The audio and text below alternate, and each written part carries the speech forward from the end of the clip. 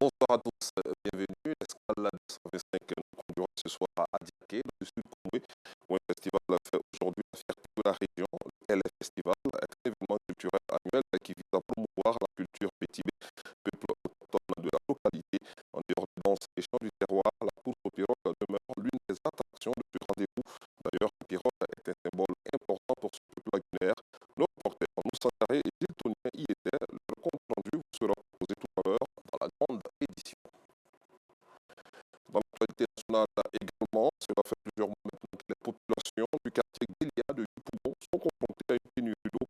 Les ménages et les familles arrivent à peine à satisfaire même les besoins vitaux. Les citernes de ravitaillement en eau sont insuffisantes vu le besoin accru, ce qui a poussé les populations à exprimer leur ras-le-bol au micro de nos reporters Justin Kwasi, bienvenue Kwao et Clément Bobo. Les impressions à suivre à 19h30. Restons dans la plus grande commune de Côte d'Ivoire pour parler infrastructure routière. La circulation est de plus en plus difficile au carrefour sapeur-pompier de Yopougon, jadis symbole de développement. Cette intersection, quotidiennement empruntée par plusieurs usagers, est jonchée de nids de poules, causant accidents, pannes à répétition et embouteillages interminables. Une situation qui s'aggrave avec la saison des pluies. Voici le constat de Bienvenue Kwao, Justin Kwasi et Clément Bobo. Le grand carrefour sapeur-pompier de Yopougon, autrefois symbole d'aménagement urbain réussi, se trouve aujourd'hui dans un état de dégradation avancée. Les usagers de cette voie très fréquentée tirent la sonnette d'alarme face aux multiples cas d'accidents et de panne de véhicules liés au nid de poule qui s'emparent progressivement de la voie. Actuellement, les routes sont dégradées, tout ça, ça nous fait des pannes, les pieds sont chers. Et puis, il y a des accidents, tout ça, il y a la route, ça veut dire comment c'est une grande voie, mais c'est pas la peine. C'est pas la seule voie qui est là.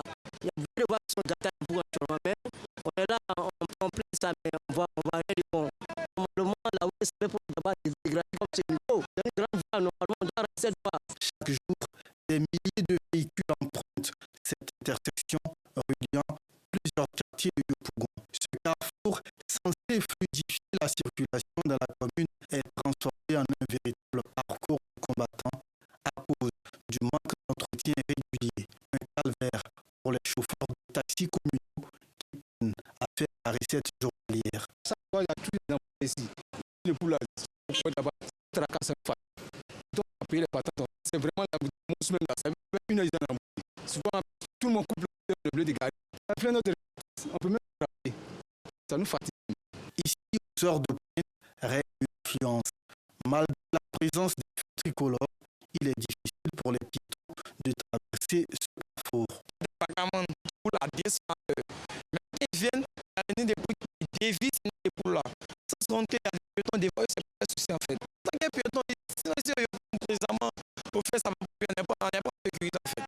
Les nids de poules et la mauvaise conduite de certains automobilistes sont autant de facteurs qui rendent le carrefour sapeur-pompier de Yopougon impraticable. Avec la saison des pluies, la situation risque de s'empirer. Alors, la vigilance reste de mise pour tous les usagers de ce carrefour. Notez chez nous le chef de junte au pouvoir au Mali, le colonel Assimi Goïta, au Burkina Faso, le capitaine Ibrahim Traoré, et au Niger, le général Abdourahmane Tiani. Ce sont les rendez-vous ce à Niamey pour la première session du collège des chefs de l'Alliance des États du Sahel.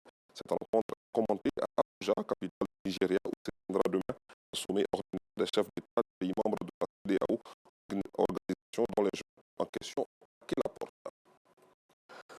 Dans la sous-région, près de 90 migrants pris lundi dernier lors du plage de leur embarcation sur la côte de la Mauritanie. La route de l'Europe ont indiqué l'agence officielle et responsable mauritanien. C'est le dernier drame en date sur la route migratoire de l'Atlantique avec la première destination les Canaries, archipel espagnol et porte d'entrée de l'Europe.